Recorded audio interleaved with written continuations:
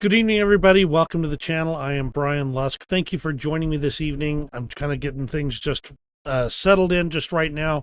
A lot of tech things going on in the background. Got a lot of delays on my end, so please bear with me if there's any kind of technical difficulties. We're going to try our best to get you taken care of. Let's go ahead and start off with an interesting video that I think is an interesting little tidbit to be seeing from, well, from the Polish Prime Minister. So give me a second here to bring that up. This brother isn't even American, so I don't know what the hell he's chanting USA for. I'll chant USA, not you, okay? You asked me why I am in US now, because I was invited and I came here with my passport. Patrick invited me as a politician to come to US because as a European, I do recognize US as a leader of the free world and I pay my respect to this country. And I came here because I used to live under communism and Reagan with John Paul II freed our country, and I will be always grateful to the Republicans of the United States for the freedom of Poland and Europe.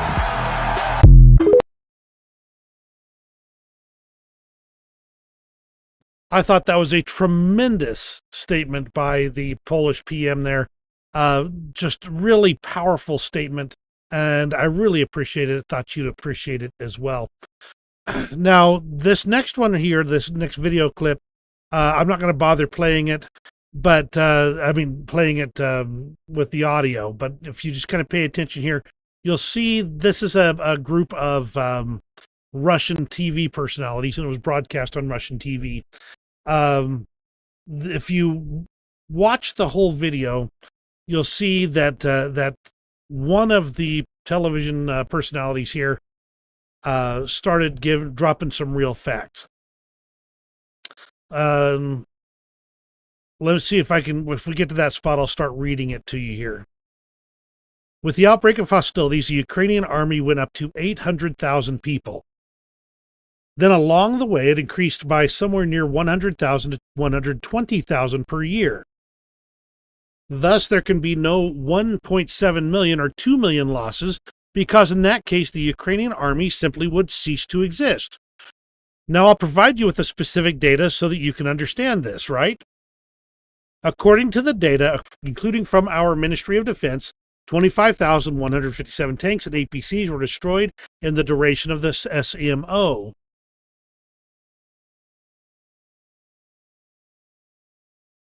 The most interesting thing is that the Ukrainian army had 4,371 of them at the beginning of the war. Accordingly, no matter what, their numbers could not have increased by that amount. The same goes for their planes. They had 187 planes. According to our data, so I can give all these numbers, and unfortunately, if their military is still this strong, then where are the successes of the Ukrainian army? It's a huge mistake that we underestimate the Ukrainian army. It's strong enough. The possibility of drawing reserves remains. First of all, there are about 700,000 of them. Secondly, if you believe all these numbers, the Ukrainian army doesn't exist. And there's the problem with relying on the Russian Ministry of Defense numbers. If you believe their numbers, there is no Ukrainian army. There is no Ukrainian military. They can't have any tanks or any planes because they have destroyed them multiple times over. They can't have any soldiers because according to Russian Ministry of Defense numbers, they should all be dead. That simple. Another interesting thing from Poland again, this time from the foreign minister. He was at the UN, and the Russians had already given their little spiel. And he says, "We know you don't give a damn about international law. You can't live in peace with anyone. Your sick nationalism is just a thirst for domination. But let this burn in your head. The era of empires is over. Yours isn't coming back." And the Polish foreign minister continued on and said, "Every drone that hits you, launched by the heroes of the armed forces of Ukraine, may God bless them, brings that day closer." This is really indicating that NATO, and in particular Poland, is getting tired of it. There's actually quite a few reasons for that, and we will address some of those in just a few minutes. But before we continue on with that, let's talk about the situation with oil in Russia. There have been so many oil refineries struck in the last several weeks that I can't even keep track of them all. Pipelines, pumping stations, oil refineries, fuel storage facilities. It's getting insane, the number of facilities that have been struck by the Ukrainians in Russia. Here's another one. This is the main process unit at the Krasnodar refinery. Another direct hit. Ust-Luga oil terminal running at half capacity because of damaged pipelines. Oil will be diverted to other locations. Russian telegram channels are reporting that a total gas collapse has happened on the M12 Moskva-Kazan highway. The woman filming says gas stations are spaced about 150 kilometers apart, and there are hundreds of vehicles in line to each of them. She said about 130 cars are ahead of theirs in the line. This is, if you read this sign here, this is saying that there will be restrictions on the sale of AI-95 and AI-92 gasoline to the amount of about 3 gallons per person. So there's no fuel on this one. Please do not hammer into the window. It will not appear. There's no fuel at this gas station. And as you can see from the zeros, there's none of these grades of fuel. I believe these are diesel, and that's liquid propane, I think. I'm not sure what LPG is for them. But these oil refineries have been taken out. The fuel pipelines have been taken out. Not all of them, clearly. The numbers we'll talk about in just a minute or two here.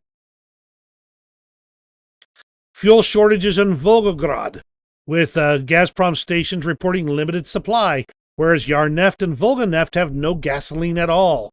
Some gas stations have shut down completely. Here's another ration limit of 1,000 rubles on gasoline purchases, which comes out to, again, 3 gallons.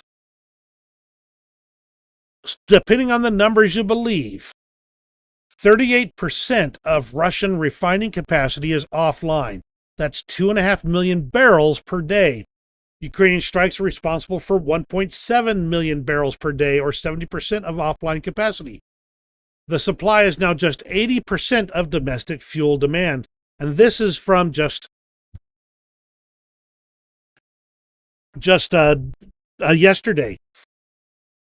Russia is having even more trouble keeping fuel in there. In fact, as they have already stated that they will not be exporting fuel or refined products at all for the foreseeable future. This is the real problem that Russia has, is this is how they're paying for their military operation. Ozzy, glad to have you on board. Always glad to have you here. Looks like I've got a few people on, so if you're new here or just getting tuned in, go ahead and let me know you're here, and I'll give you a good old wave here. Now, from Tendar, he said, he actually posted something he said last year about strikes on Russian oil facilities. He continues to state, back then I already knew that Russia's Achilles heel is its size and energy sector. Fast forward to today, and you see in Russia long lines in front of gas stations, or even no gas at all. The production capacities of Russia's oil sector has decreased between 20 and 50%, depending on the analysis. 38 is kind of the number I see the most often, but that gives you quite the range there of up to 50%. The worst part for Russia, that this is not even the maximum in damage the Ukrainian army can inflict. The commander of the Ukrainian drone forces, Robert Brovdy, announced today that the amount of deep strike operations will be doubled. Together with the announcement that U.S. intelligence will be shared to conduct this kind of operations in a more efficient way, it appears that a harsh winter is coming for Russia. Even the Russian papers are making comments on this. Russia needs resources to conduct hostilities in Ukraine for at least 2, even 3 years. Meanwhile, it is no longer possible to deny the signs of petrol shortages in the regions. Plus utility tariffs to rise, science funding falls. And President Zelensky, this is actually on today, called on his partners to think through how to destroy the entire Russian oil trading infrastructure. This is in his speech at the European Union in Copenhagen. He called for the urgent adoption of another sanctions package. He's specifically referring to the energy sector and basically the shadow fleet to try and strangle off Vladimir Putin's cash flow and prevent him from prosecuting this war.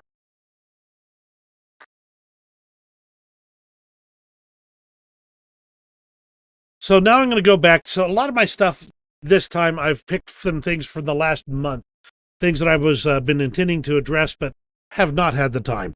So this is back around the 3rd of last month.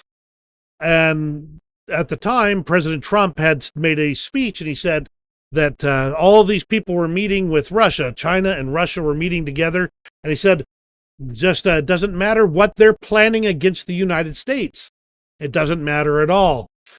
And this seemed to really make Putin and his right-hand man, Ushakov, pretty nervous, because they actually came out and stated, I want to say that no one organized any conspiracy plots against the United States. No one even had such thoughts. None of these 3 leaders had them. Always a concern. I think they felt like they had their pants down at the wrong time. Now, you remember Witkoff, he'd been negotiating on behalf of the U.S. to create some of these potential truce deals. But one of the things that Putin said to Witkoff was by the end of the year, he will take Donbass. This is not happening. No matter how much he tries, it's not happening. The price, according to Zelensky, is years and millions of people. If the Russian Federation wants to take Donbass faster, they will lose 2 to 3 million people. And he continued to state that Putin is not feeling any particular personal danger to him. This is only about his power and economy and his war, and he doesn't feel like they're currently being threatened. The buffer zone that Vladimir Putin is calling for is a big mistake. They have a buffer zone. It's called drone warfare.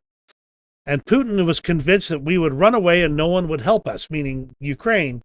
But the countries united and helped, and Ukraine remains strong.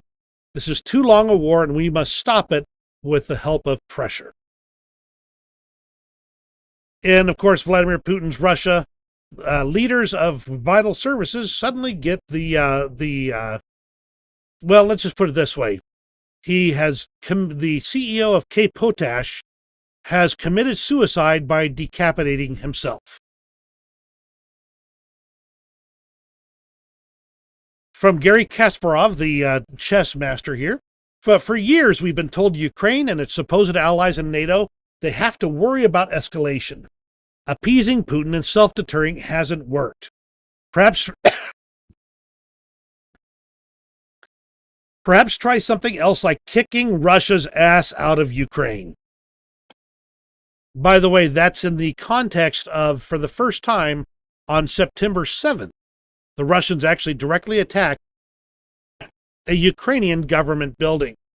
They did extinguish the fire and the buildings will be rebuilt, but this really seems to have touched off a huge amount of backlash. People are getting serious in ways that they weren't before. Still, there was all the talk about Vladimir Putin coming to negotiate with Zelensky and perhaps ending the war. And he says there's not much point in negotiating with Ukraine and that Zelensky is not the legitimate government. So there's no indications that Putin is going to come for peace negotiations in any legitimate way.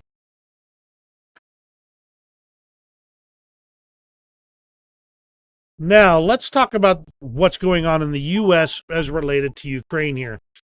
Now, the reason I've got this one to start with is that a bill has been registered in Ukraine's Rada to nominate Donald Trump for the Nobel Prize. This is really interesting. You see, the Ukrainians have finally figured out how to deal with Trump, and a lot of that is to stroke his ego.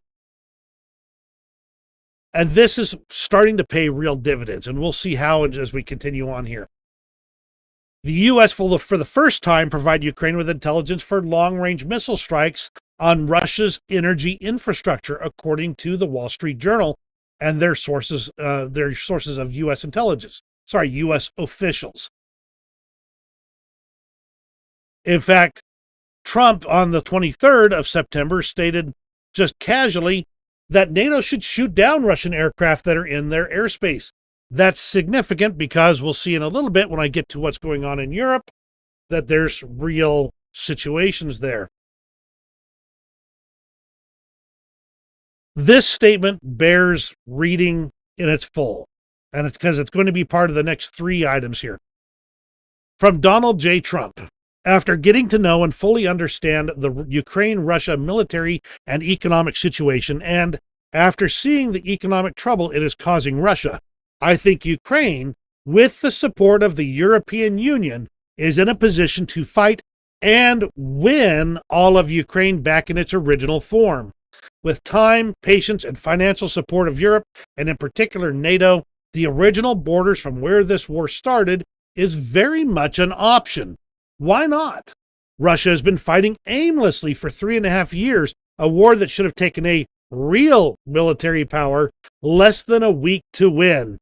This is not distinguishing Russia. In fact, it is very much making them look like a paper tiger.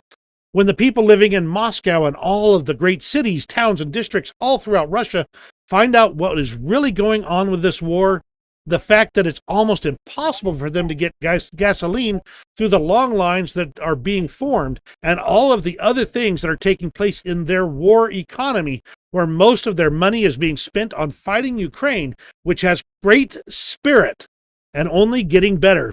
Ukraine would be able to take back their country in its original form, and who knows, maybe even go further than that.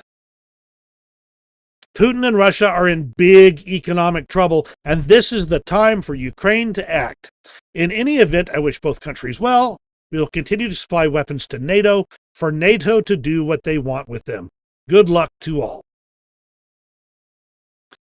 This is the first time I've seen Trump actually say that Ukraine can win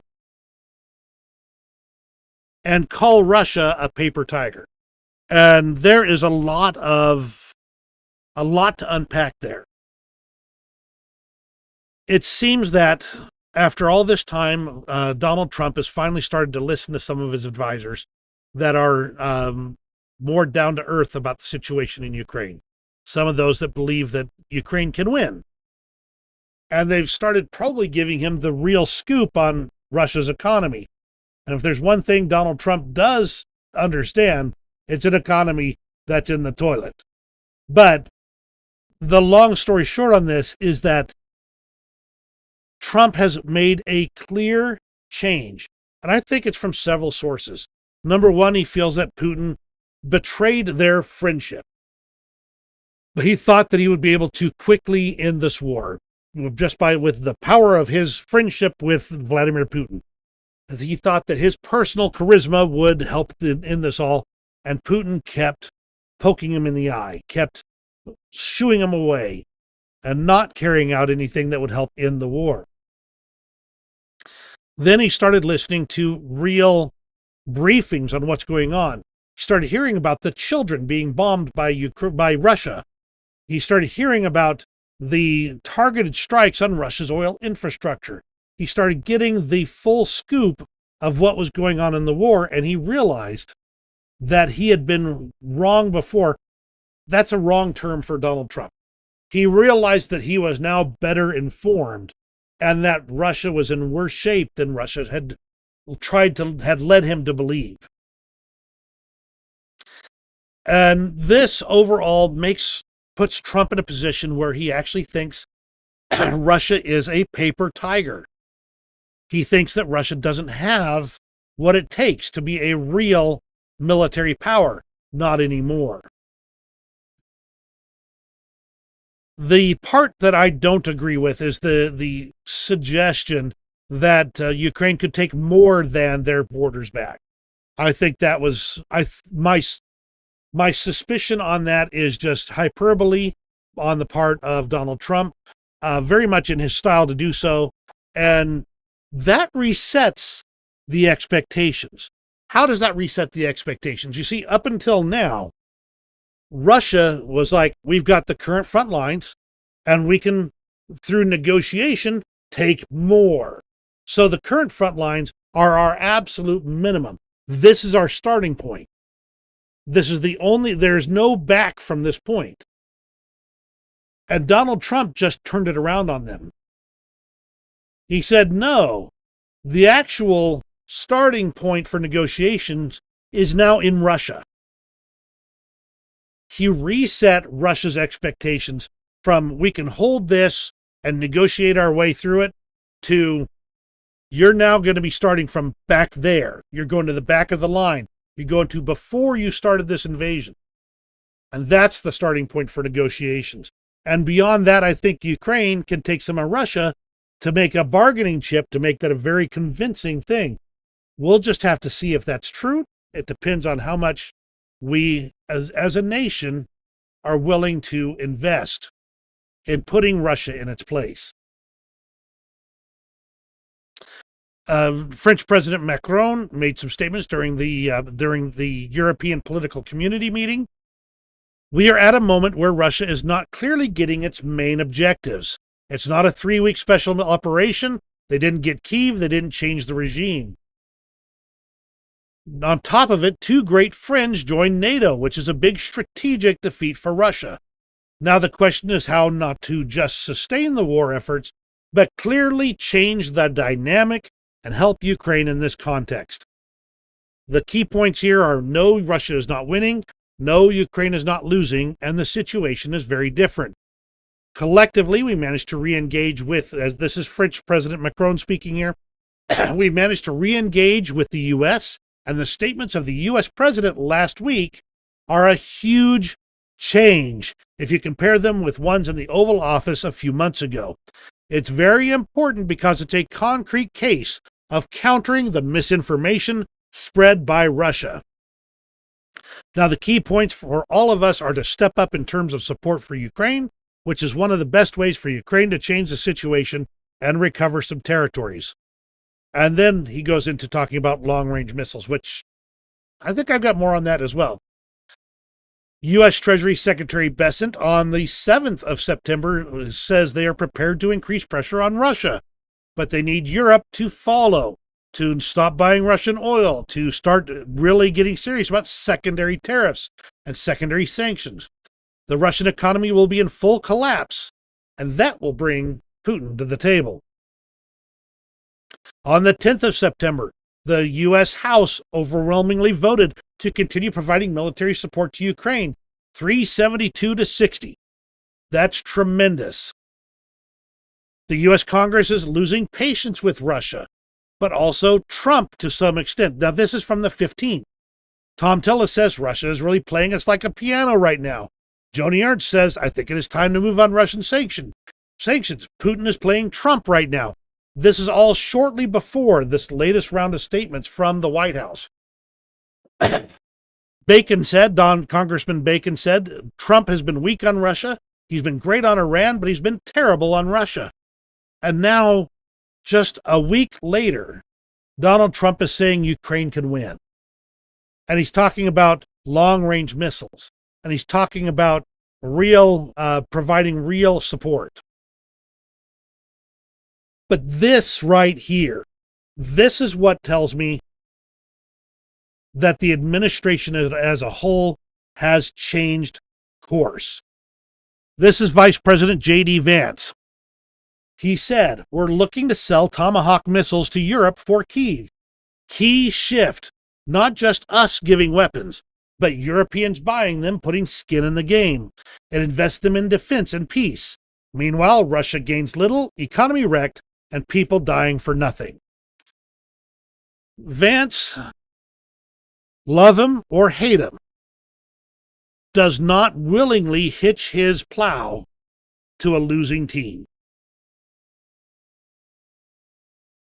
If you've watched him over the last while, you've seen him attack Zelensky. You've seen him try and derail the talks. You've seen him in various ways, the negative Nelly of the administration. Clearly sticking with the overall theme of Ukraine is weak, Ukraine can't win, Ukraine is losing. To have him change course this drastically means that not only has Donald Trump put the screws to him, but he has turned the whole government at this point in time. Tomahawk missiles, 1,600-kilometer range, terrain following, GPS guided, super accurate, super capable.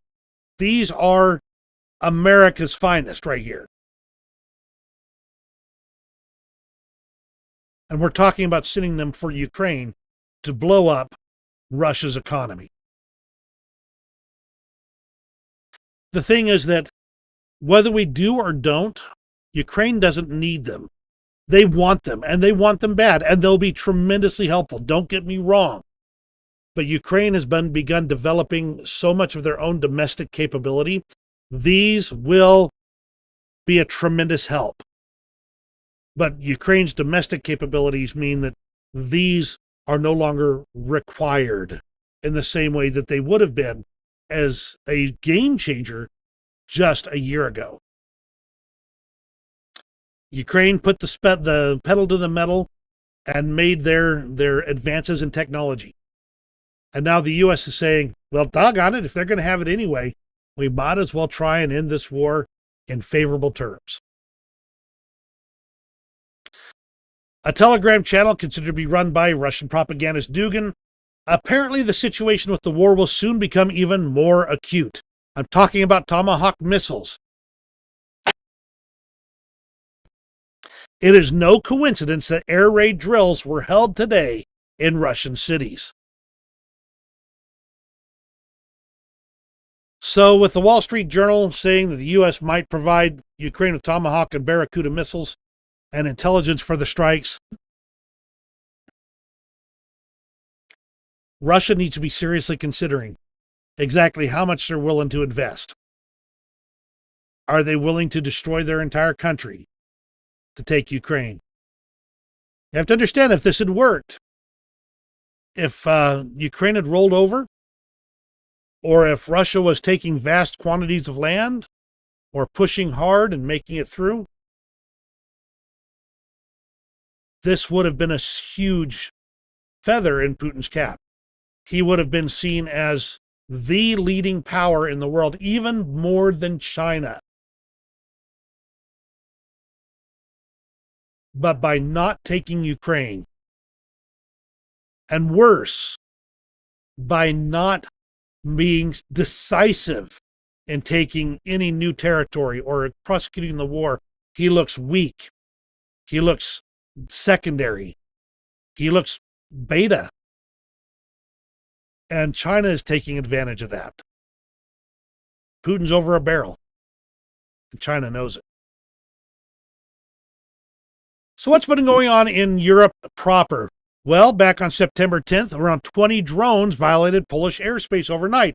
Remember me mentioning that Donald Trump mentioned that he thought that Europeans should shoot down Russian planes?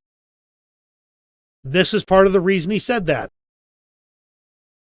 And the Polish and other, and actually the NATO countries did not respond well to it. I believe only 3 drones were shot down by the Polish or NATO forces. But Russia's not restricting it to just aerial attacks. There's more on that, though, still. A Russian spy ship was seized in the Kiel Canal, where it's believed that the Russians were launching drones to monitor German naval ships and perform other investigations of critical infrastructure. They seized it. They found the espionage equipment, and they seized the ship. Then Estonia had Russian jets over their capital for 12 minutes. NATO forces finally started to scramble, and the jets left the airspace. No attack, but they orbited around Tallinn for multiple minutes with no opposition. From Charles Fleming here, belligerent incursions are an act of war whether bombs are dropped or not. You don't have to wait for tanks or little green men to retaliate. That's right, NATO drones over Poland, Russian warplanes over Estonia, Russian warplanes. There's actually been several other incidents. There were drones over Denmark. This is each and every time Russia has been pushing the buttons, trying to get things to get Europe to admit they're a paper tiger. Not even a paper tiger, that they're chicken.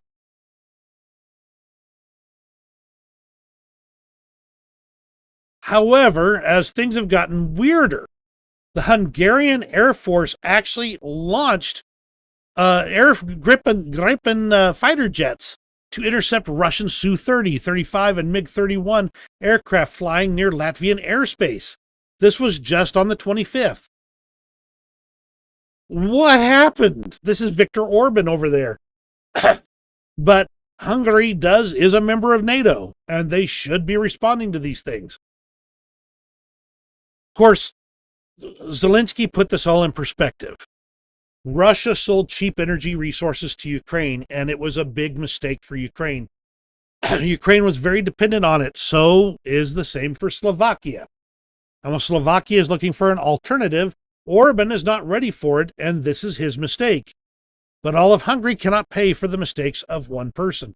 And I've got some more on Orban and Hungary coming as well.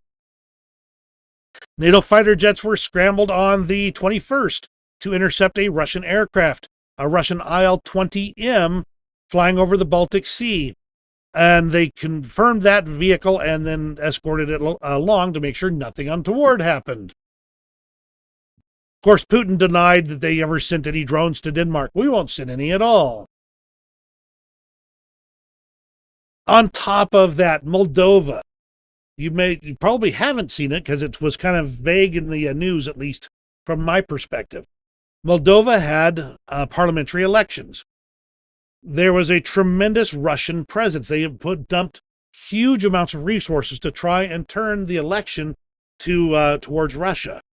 There was even an oligarch, a Moldovan oligarch that lives in Moscow nowadays, that was dumping money galore into the election, trying to overturn or change it over to Russian. But the pro-European candidates won handily. Pro-Russian forces did not win in Moldova, so Russia is trying to blame everyone else for it. Specifically, their Russian Foreign Ministry spokesperson said that the parliamentary elections in Moldova can only be called a cringe circus. That's what they say when they lose. Here's more from Viktor Orban. Again, I don't know what to make of him right now. I mean, he's still on Russia's side. And I'll show you some of that, but there's some more to this here. Who's the main threat against Europe right now? Provocation. No, it's a real question. Please, Prime Minister. So the real danger, economic stagnation and losing competitiveness. This is the danger. Not Russia? Sorry. Not Russia? No. We are stronger than... So, okay, guys. So we are stronger than Russia. Make some comparison and base your opinion on the facts. So we have more than 400 million people, yeah? Russia is 130 something. Look at the European GDP. It's like that. Russia is like that. We spend altogether 27 more on military spending than the Russians. So why we are afraid? We are stronger than they are. The question is whether we have... I love you when you use my arguments. Whether we have leadership to come together and to defend our interests together. That's what we should do And you anyway. are still accusing Donald Tusk. I'm sorry. Can I ask one more question? Why do you think that the Russia-Ukraine war is Europe's war? It's something obvious in Poland. It's nothing abstractive, after the latest events in Poland, I mean, the violation of our airspace, this is something very concrete. And it's the Russian aggression against Ukraine is clearly also a form today as a political aggression, but it's more and more evident that sometimes it's also a kinetic action, like hybrid war, shadow fleets, violation of our airspace, violation of our border with Belarus. This is everything. In short, the war in Ukraine is not only Ukraine at stake. In fact, Russia's trying its best to scare off everyone else. And Orban is correct in this case. The European Union has far more people, far greater GDP, far greater ability to wage war if they are willing to defend their lands. And the question is, can they be united politically enough to do so? The thing is that Orban also likes to do these things to try and throw people off the threat that Russia poses. It doesn't matter how amazing your military spending is if you are unwilling to stop the enemy at the gates. In other words, if you won't fight, it doesn't matter. Now, another thing was that Zelensky has been asking them Hungary to stop buying Russian oil. And Orban says, I can't change geography. I can change policy, but I can't change geography. We're landlocked. We have pipelines only. We have to buy oil from the Russians. But, I've got it here somewhere. According to The Insider, Hungary has an alternative oil pipeline from Croatia. And Orban's statements are a lie for the profit of the oil and gas monopolist. Translation, they do have options if they're willing to use them. But Orban also likes to accuse the Europeans of trying to push the war and then says that they should have peace talks. But that's not how it works when one side keeps blowing things up. You know what I'm saying? But German Chancellor Merz did clash with Viktor Orban and accused him of sabotaging key decisions. There's a lot of tension here. It's a lot of it based around Orban and his constant undermining of the European Union. While the EU summit fail to reach an agreement on the unlocking 140 billion in frozen Russian assets, there's still a lot more work to be done. And that's kind of the situation in Europe itself. Let's go ahead and go to Ukraine for a minute or two. And there's going to be a mix of things here. Ukraine now has interceptor drones capable of downing Russia's jet-powered Shaheeds. The jet-powered Shaheeds, they were the original ones, the propeller ones, were being taken down relatively easily with interceptor drones. But the jet ones were proving to be a little bit too fast for the available interceptor drones. They have now evolved their capabilities to start taking them down. As Pavlo Palisa says, the enemy is evolving and we have no choice but to evolve too.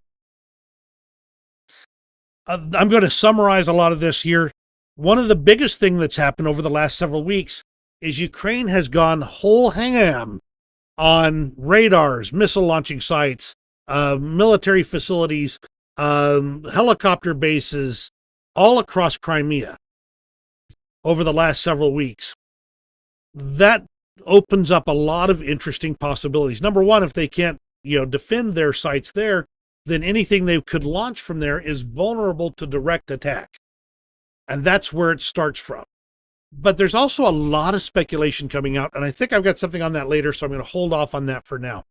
But this is a huge part of the last several weeks, just constantly hitting Crimea with drones and missiles and Maguras and everything else. Still, Russia is not toothless. They have been putting out bigger and bigger drone and missile swarms, striking Kyiv and other areas here. It's an escalating war. Interesting side story here, though. 4 Ukrainian soldiers who were hiding from the Russians for 3 years were evacuated from the occupied territories. Now, there's a huge story behind this, really fascinating stuff. I'm not going to go through it all because this is going to be a long video already. So I'm just going to go ahead and quickly paste it into the chat here. Really fascinating. They were like moved from place to place and hidden by doctors and smuggled out to where they could finally be picked up by Ukrainian Navy intelligence. Just fascinating story behind this escape. Russia did finally, and this is back on August 28th, they did manage to hit the Bayraktar drone facility in Kyiv, hitting it twice, with significant damage being carried out against the facility. The Bayraktar still is investing tens of millions and training staff and preparing for production. My understanding is that the facility was not yet operational. This is the 4th attack on the site in 6 months. A Ukrainian small reconnaissance ship, the Simferopol, was struck by a Russian naval drone on the 28th as well. I added this one in because I do want to show both sides of things in this. When things are going great for Ukraine, I want to be able to say that. When things are not going great for Ukraine, I want to be able to say that as well. This was not a good moment for Ukraine. There's a lot of good things going on, a lot of bad things going on. This is one of the bad ones. Specifically, though, one of the baddest things is the fact that Russia is doing the first drone siege of a city in history. This is on the M14 highway between Kherson and Mykolaiv. It's getting harder and harder to live in Kherson, and that's Russia's point. They want to depopulate it any way they can, because once it's depopulated, it'll be much easier for them to take. Similarly to the comment about the ship that was struck, transportation of ammunition by rail near Kalinivka, there was delayed for a while as an explosion with a subsequent detonation occurred. A passenger train was passing nearby and were evacuated and taken away by buses. The train was later able to continue, so the damage to the tracks was not significant. This is current as of today. Another group of, I believe it was 138 soldiers and civilians were exchanged between Russia and Ukraine. A lot of happy faces.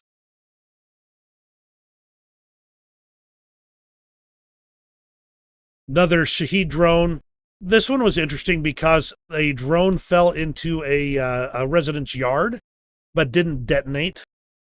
No telling why, but this is their day-to-day. This is what Ukraine has to put up with. Russia launched a massive strike on Ukroznitsia, that word, depot in Odessa, injuring a train driver with shrapnel, and railway infrastructure was also hit. Trains were stopped at safe distances and later resumed movement. Now, this I was talking about earlier with all the attacks on Crimea. And this is where we get into wild speculation. And I'm stating that up front. This is not confirmed. It is speculation. Sky News analyst Michael Clark says Ukraine may still launch a surprise before winter, possibly a major strike on Crimea. Recent hits on air defense sites could pave the way for an air or amphibious assault. Even the Kerch Bridge is not off the table. Now, every time you want to make something a good headline, they talk about the Kerch Bridge. But there's the possibility there. And the escalation of attacks on Crimean air defenses indicates there may be one. I do not expect an amphibious assault. I could see an air attack taking out various targets across Crimea, be part of the overall pattern. But we'll just see if there's an amphibious assault on Crimea. Mr. Michael Clark is the one that called it. Now, this is the Slavetich electrical substation. This powered the protection from radiation at the Chernobyl nuclear reactor. The Russians deliberately targeted this facility, and they've also been striking the power lines that lead to Zaporizhia nuclear power plant, the ones that power the cooling systems that keep the reactors at Zaporizhia from melting down if there's any kind of an issue. Now, the Zaporizhia nuclear power plant has diesel generators, but they aren't intended for this type of long-term running. They need refueled, they need repaired, they need everything that would keep them in running condition. And from all reports, they're not getting them. They're not getting it. And this seems to be a deliberate, targeted strike on Ukrainian nuclear facilities. Terror weapons in the form of nuclear power plants. The power supply to Chernobyl was restored, and radiation levels remained within safe limits. So they at least managed to restore the power there without any issues.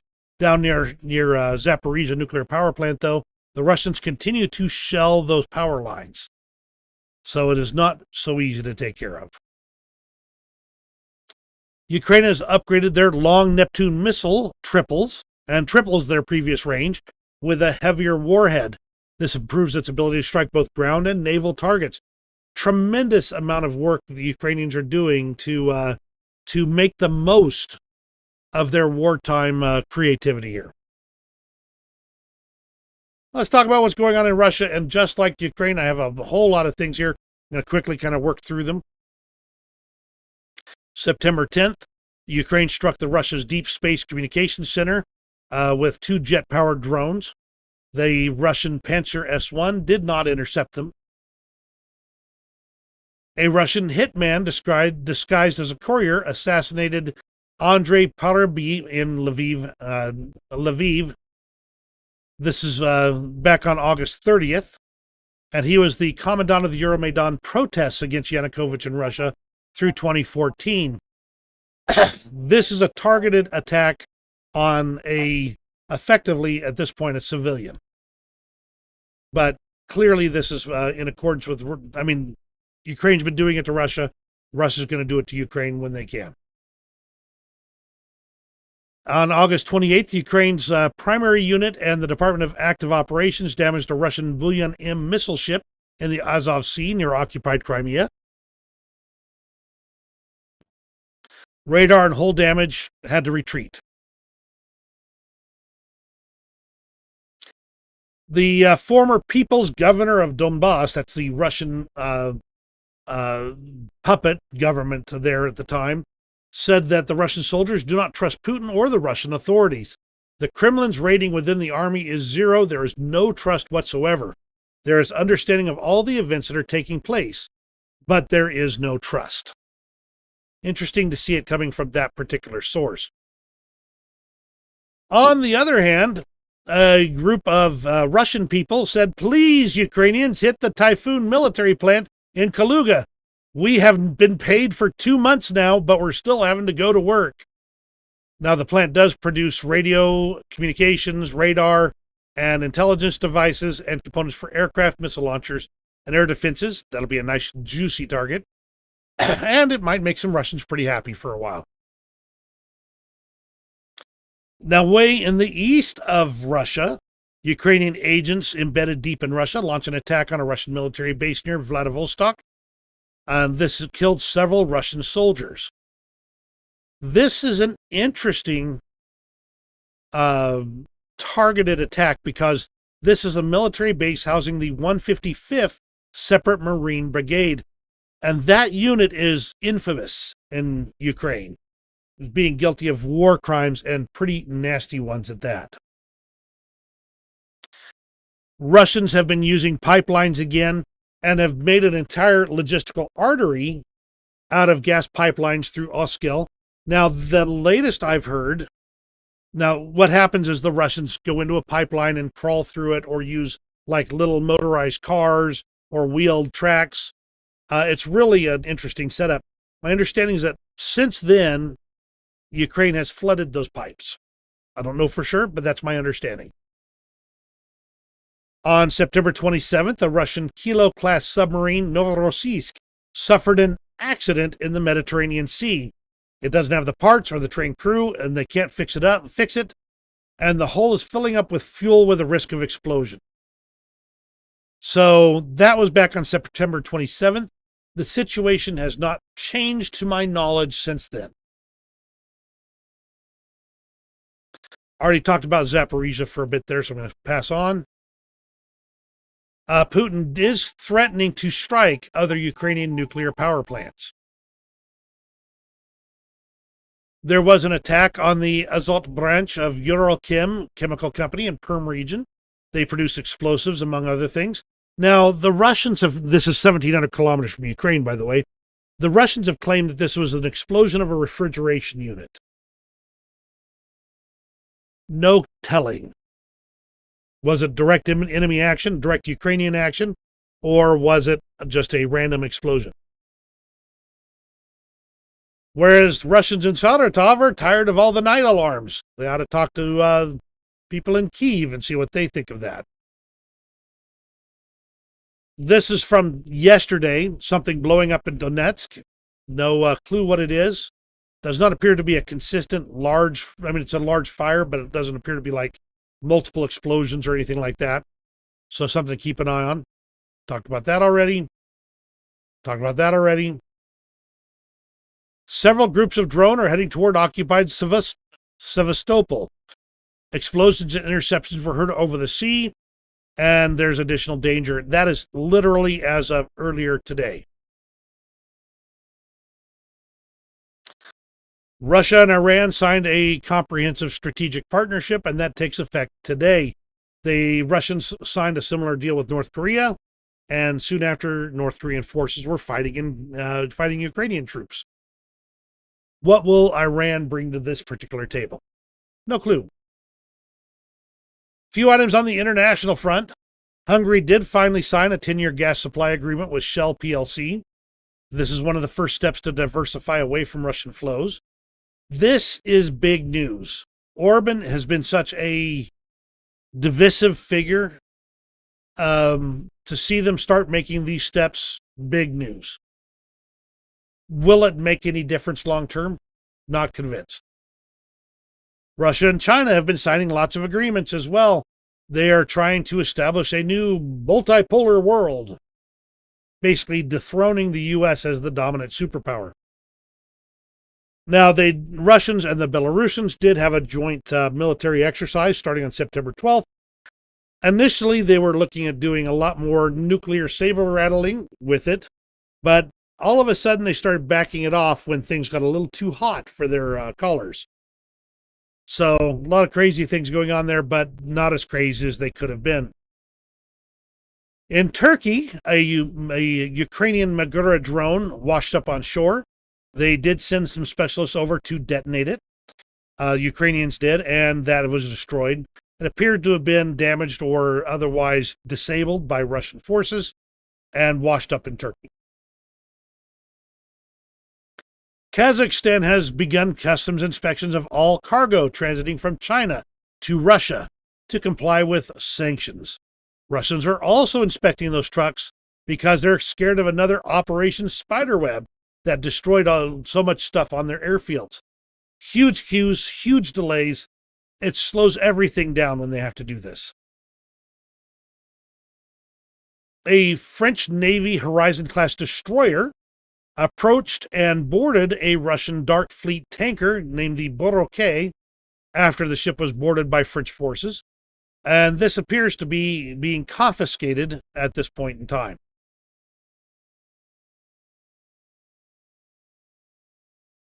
According to, and I'm not going to bother trying to pronounce it. I don't know how that one works. Russia planned a bunch of terrorist attacks in Poland, Lithuania, and Germany using drones and corn cans filled with explosives. They did find the caches and detain the Russian agents, so that was an averted attack.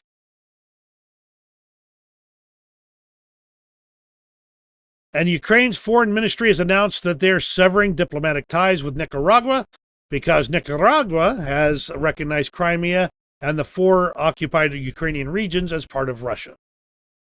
And that's the international front right there. My heavens, this is so much.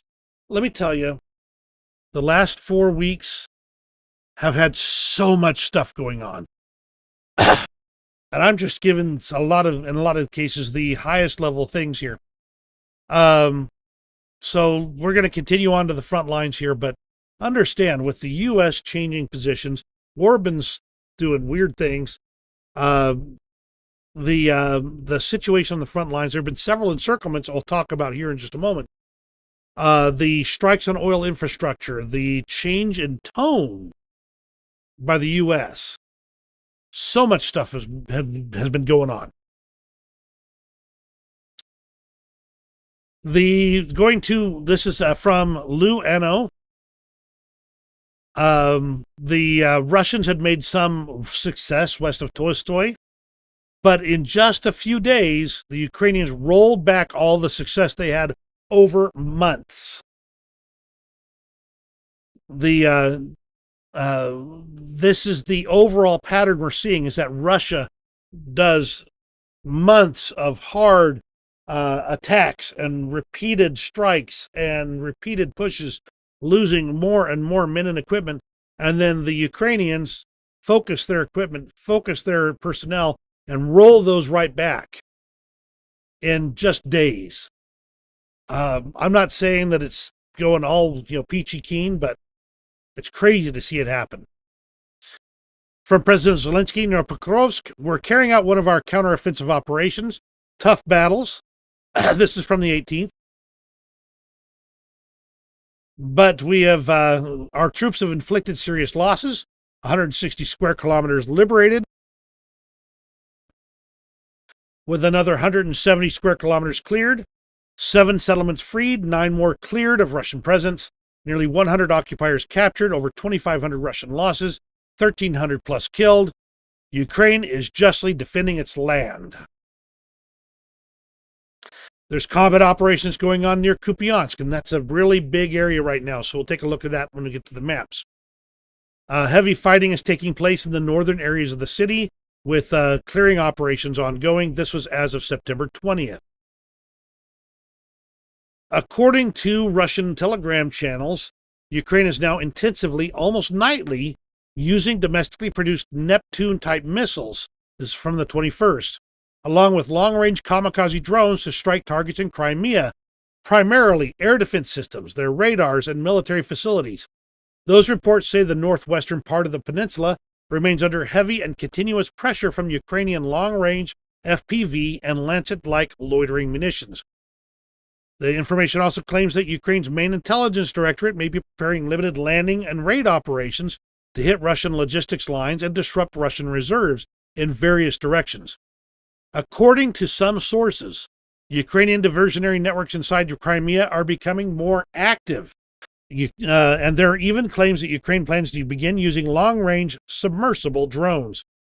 Crazy things happening, and this is just a couple weeks ago, 21st. Gas station in Luhansk on the 2nd, that was today, was blown up right when Russian military trucks pulled in to refuel. However, not all good news. Russia has upgraded its Iskander-M and Kinzhal missiles with software changes to evade Patriot defenses, with sudden course corrections in the final phase to confuse interceptors. The interception rate has dropped from 37% in August to just 6% in September.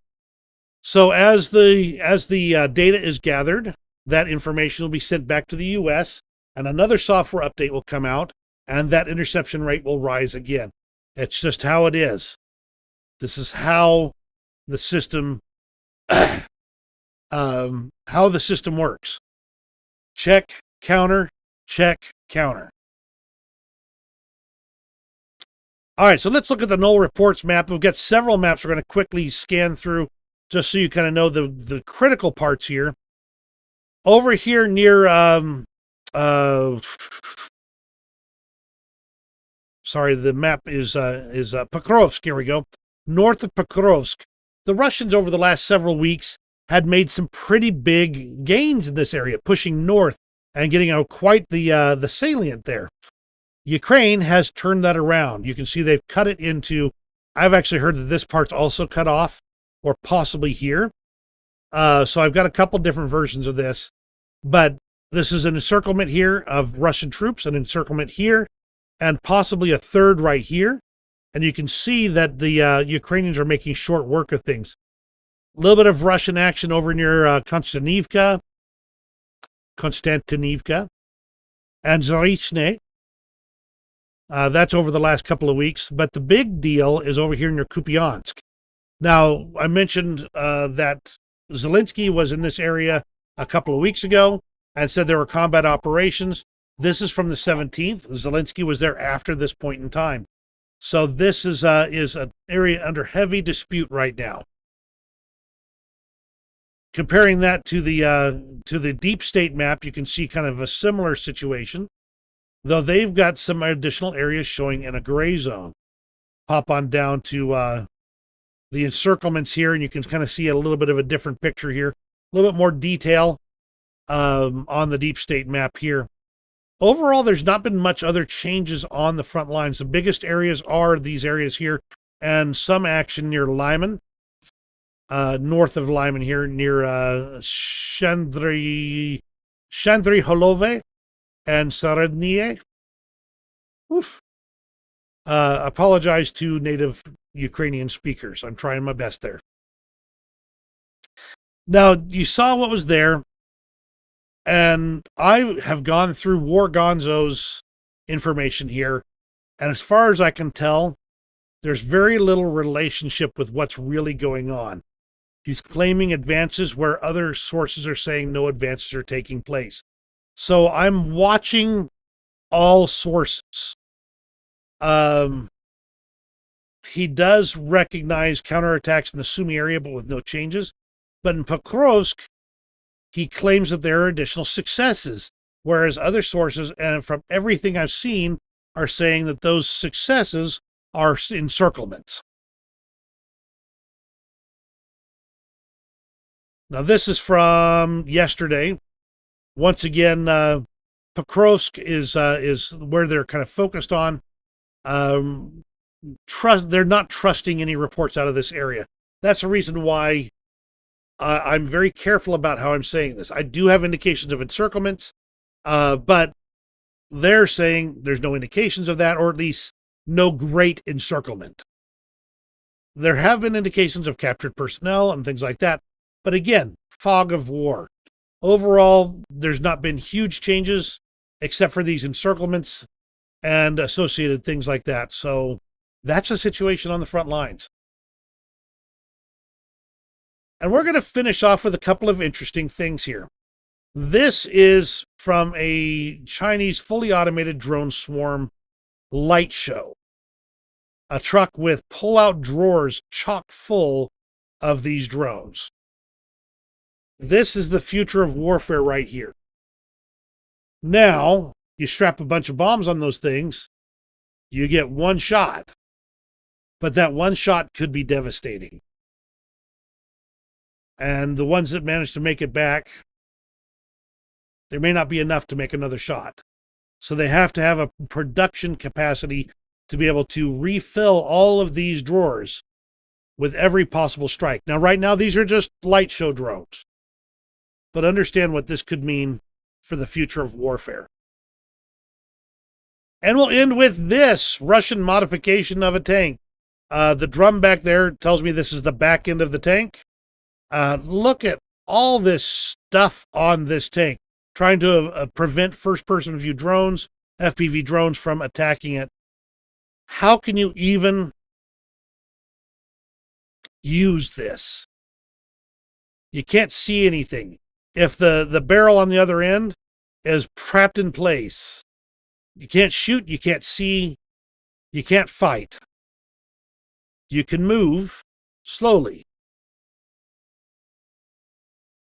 This is ripe for having a TM62 anti-tank mine dropped right in front of it. That is what they're doing with tanks. And that's everything for today. Thank you very much for joining me. I'm always glad to have you here. The situation is getting more interesting each and every day. I've been wanting to do a stream for the last several weeks. I have been sick. I've been working, but I gathered so much information that I wanted to tell you about. The change of tune of Donald Trump and J.D. Vance, especially J.D. Vance, is tremendous. Will it last? I don't know. Maybe. But as long as the U.S. is getting paid for the weapons, I imagine it'll just keep on going. We'll just have to see. And that's everything for today. Thank you very much for joining me. Glad to have you here. You have a great rest of your day. We'll see you on the next video.